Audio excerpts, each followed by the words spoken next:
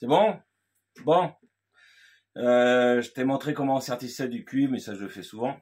Par contre, ce qui est plus délicat, c'est que pour changer un sèche, le tuto là, c'est sur le changement d'un sèche-serviette, donc raccordé hydrauliquement sur le chauffage.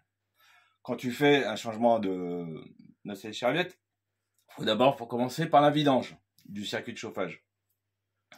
La première des choses que tu fais, on va aller de l'autre côté.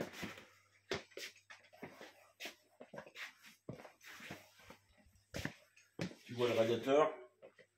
Donc, il y a un robinet retour en bas, là. Tu le fermes. Là, il est par là. Et le robinet en haut, tu le fermes. Comme ça, moi, j'ai fait sur toute la maison. Tous les radiateurs sont fermés. Et comme ça, ils sont restés en pression et ils sont pleins d'eau. Et j'ai fait la vidange uniquement du circuit de chauffage de la chaudière au sèche-serviette, mais pas des radiateurs, parce qu'ils sont fermés sur le robinet aller et sur le robinet retour.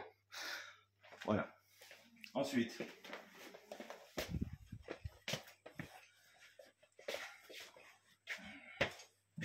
là, non, sur une vieille de Dietrich. Mais la Dietrich, c'est du haut de gamme. Elle a beau être vieille, ça reste du haut de gamme.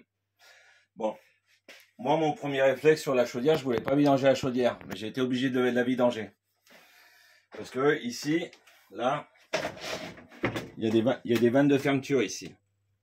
Seulement là, je les ai testés, et ça se ferme pas le chauffage. Parce que moi, je voulais isoler la chaudière du reste et qu'elle reste en eau. Mais bon, le laiton là, il veut pas tourner. Et puis si je me mets à forcer dessus, bah, le laiton il va devenir tout rond. Enfin bref, je vais les fracasser les vannes. Donc au lieu de lui faire du mal aux vannes, d'en faire du mal, et ben j'ai quand même vidangé la chaudière. Mais donc tu as vidangé ta chaudière et il y a une jolie araignée.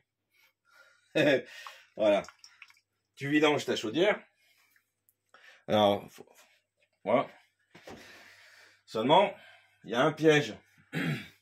Le piège, faut le connaître. C'est que tu dois vérifier tes purgeurs automatiques d'air en point haut de chauffage. J'en ai un qui est là et j'en ai un autre qui est là-bas. Alors ça, c'est les vieux. Alors le vieux là, tu vois, il a du calcaire. Ça veut dire que la membrane à l'intérieur, elle est morte. Vu qu'il y a un flotteur à l'intérieur, c'est comme un flotteur de chiottes. Tu as l'eau de chauffage qui remonte et le flotteur de chiottes qui est à l'intérieur du purgeur automatique.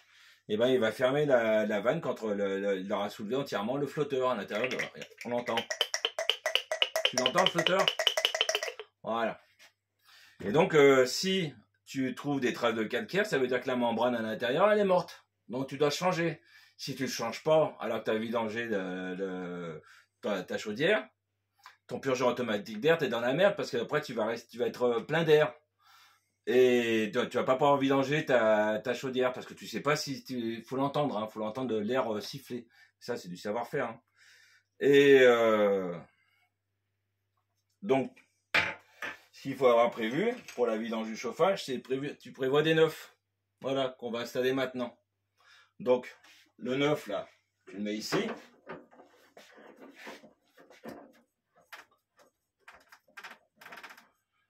Et le second, là, eh ben, je vais le faire tout à l'heure.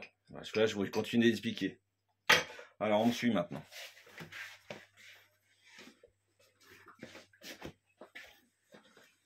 Alors, on va reconclure. D'abord, on a un petit avant de continuer.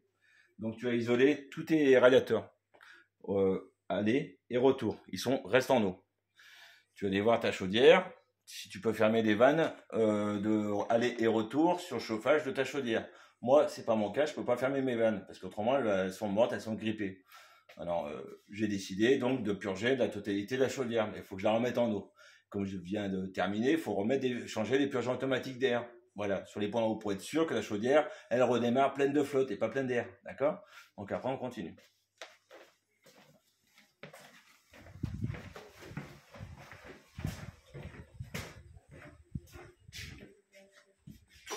Ici, là, on est sur le radiateur sèche-serviette. C'est le point haut de la maison. Donc, la flotte, là, je viens de faire le sertissage, là. Hein, la flotte, elle va passer par là, remplir. Le remplissage va être court parce qu'il n'y a pas grand-chose en volume à remplir. il faut bien que tu entendes surtout ta chaudière siffler au niveau de tes purgeurs automatiques d'air tout neuf. Et ensuite, tu viens ouvrir ici pour vidanger l'air et faire remplir d'eau. Ce que j'ai oublié de dire, c'est que bien sûr, auparavant, tu auras bien vérifié que ton remplissage d'eau se fait bien. C'est-à-dire que le disconnecteur qui est sur la chaudière qui permet de remplir le chauffage, t'es pas de mauvaise surprise au niveau du remplissage. Voilà. Ici, c'est pas le cas. Hein. Mais sur certaines chaudières, moi, je l'ai vécu. Hein. Au tout dernier moment, les disconnecteurs, ils refusent de s'ouvrir ou il fait une fuite. Et ça, les clients, ils s'étaient bien privés de me le dire. Voilà. Donc maintenant, je suis prudent. Ça, c'est mes mots. Voilà. Voilà, bon, et ben je vous laisse, salut.